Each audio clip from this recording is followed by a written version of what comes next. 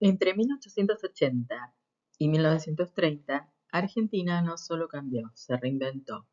Pasamos de ser un país fragmentado y semivacío a convertirnos en uno de los principales exportadores de alimentos del planeta. Nos llamaron el granero del mundo. Pero ¿cómo se construyó esa riqueza? Hoy vamos a recorrer el modelo exportador, no solo como historia, sino como el ADN que todavía hoy define nuestra economía y nuestra sociedad. En el siglo XIX, el mundo estaba en plena revolución industrial. Europa y Estados Unidos tenían hambre de materias primas. Argentina vio ahí su gran oportunidad. Teníamos lo que el mundo quería, tierra fértil, pero nos faltaban dos cosas, capital y brazos. La generación del 80 lo tuvo claro. Para enfrentar el mercado mundial debíamos atraer inversiones y millones de inmigrantes.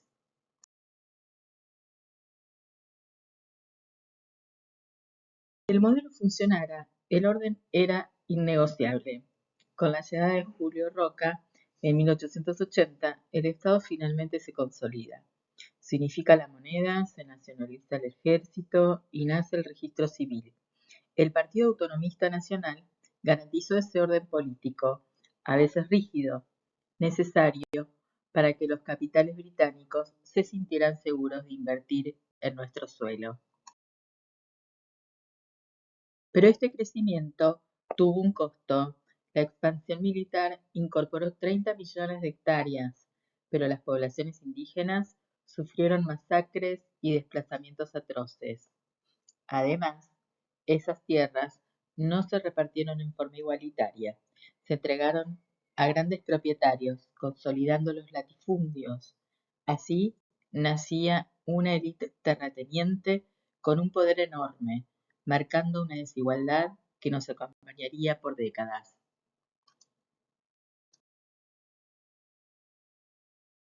Al llegar en 1900, el modelo alcanza su máximo esplendor.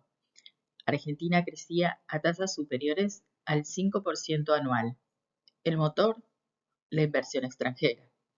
Gran Bretaña financió los puertos y esos ferrocarriles que todos conocemos, diseñados en abanico hacia Buenos Aires.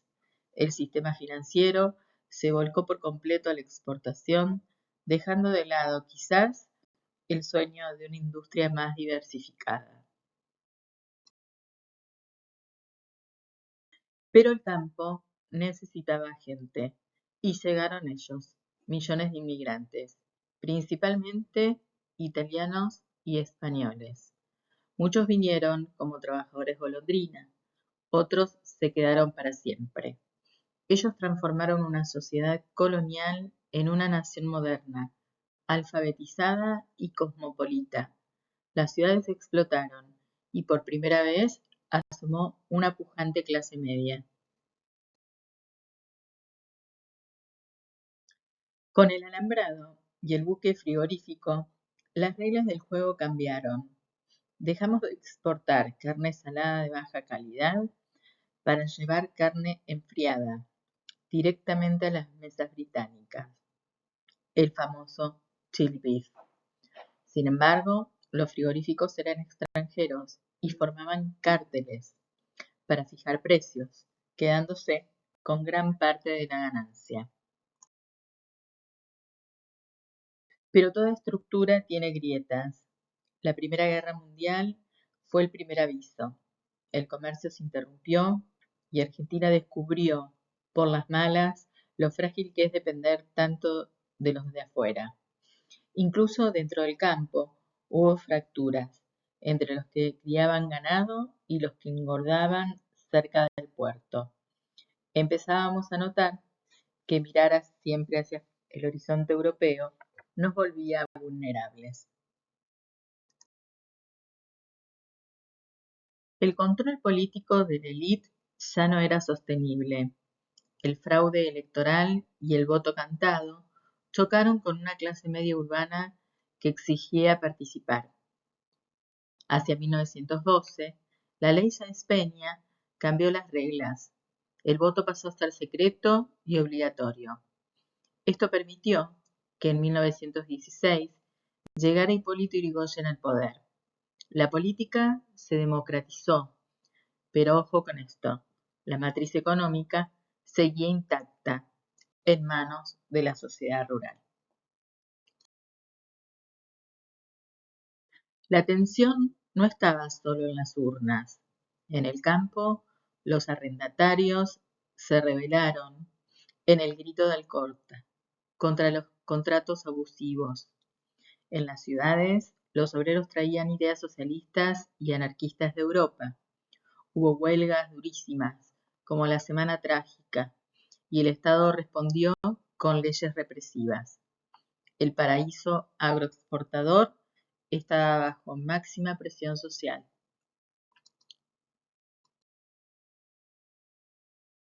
En 1929, el mundo se rompió. El crack de Wall Street destruyó el comercio. Los países centrales cerraron sus economías y Argentina se quedó sin compradores. Descubrimos que, aunque teníamos comida, no teníamos energía ni repuestos. El liberalismo económico de la generación del 80 murió en la práctica. El Estado tuvo que intervenir por primera vez para evitar la quiebra total. Desesperada por no perder su principal cliente, la élite firmó en 1933 el polémico Pacto Roca-Runciman. Fue un acuerdo con condiciones humillantes. Aceptamos que Gran Bretaña controlara casi toda nuestra exportación de carne a cambio de que no nos dejaran de comprar. Seguimos soberanía ferroviaria y comercial para intentar salvar un modelo que ya estaba herido de muerte. Todo esto culminó en el golpe de 1930.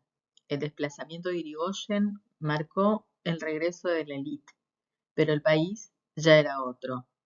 Miles de personas migraron del campo a la ciudad buscando empleo en las nuevas fábricas. Nacía la industrialización por sustitución de importaciones. Habíamos entendido que depender solo del campo era, sencillamente, suicida en un mundo tan inestable. Si hacemos un balance, el modelo nos dejó un legado de luces y de sombras.